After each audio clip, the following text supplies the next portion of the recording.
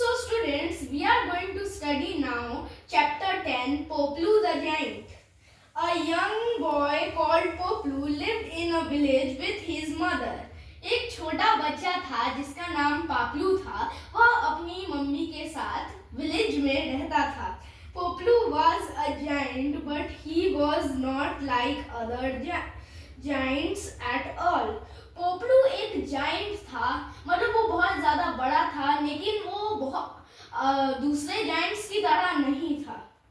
Giants love to fight, but Poplu hated fighting. Giants को fighting से प्यार होता है, लेकिन पोपलू कभी भी फाइटिंग नहीं करना चाहता था। Stop, please don't hurt it. पोपलू's mother was worried about her son.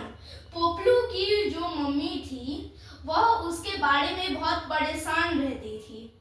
One night she took him to a village where human beings lived.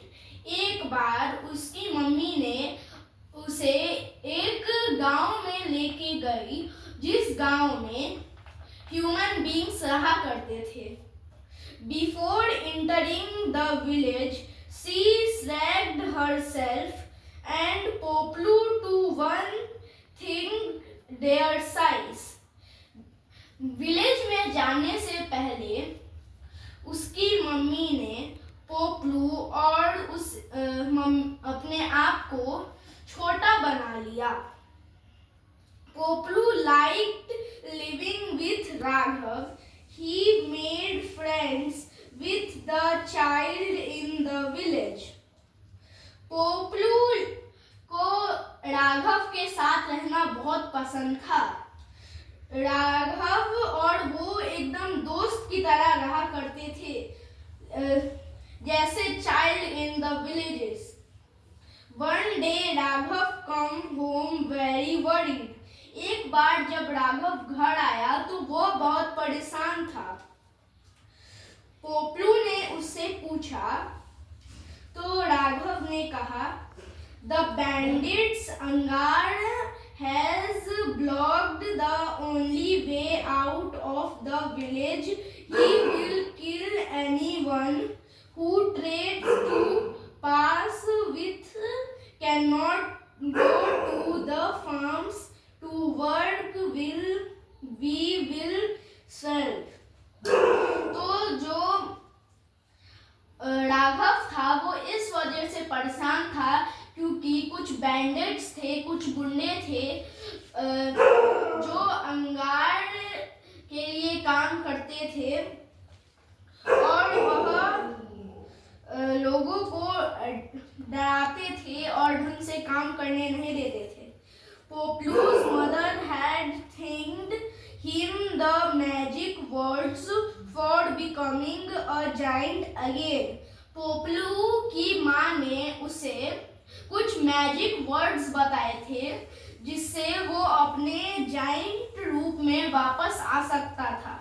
He tried everything he could to remember them, like starting on his head and pulling his own ears.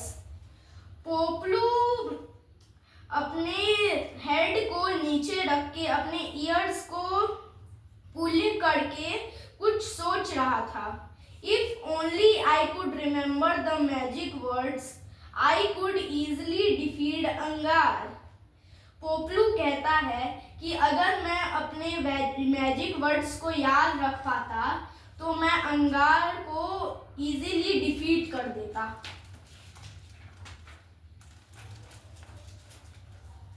Then Poplu heard a soft voice by his side.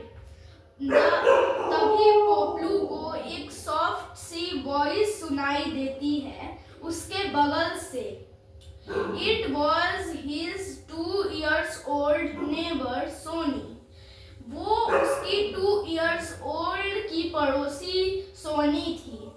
He picked her up and threw her high in the air. पोपलू ने सोनी को उठा के ऊपर उछाला और फिर पकड़ लिया। सोनी ने बोला, पोपलू पैया। ये सोनी के आवाज में लिखा हुआ है क्योंकि वो 2 इयर्स ओल्ड थी। पोपलू पैया, throw me up, catch me quick. Poplu पैया, please show me your magic trick. Poplu frost, Poplu एकदम जम जाता है। पोपलू कहता है, I have heard this words before. मैंने इन वर्ड्स को पहले सुना है। He reached inside and come out with a blue stone in his hand.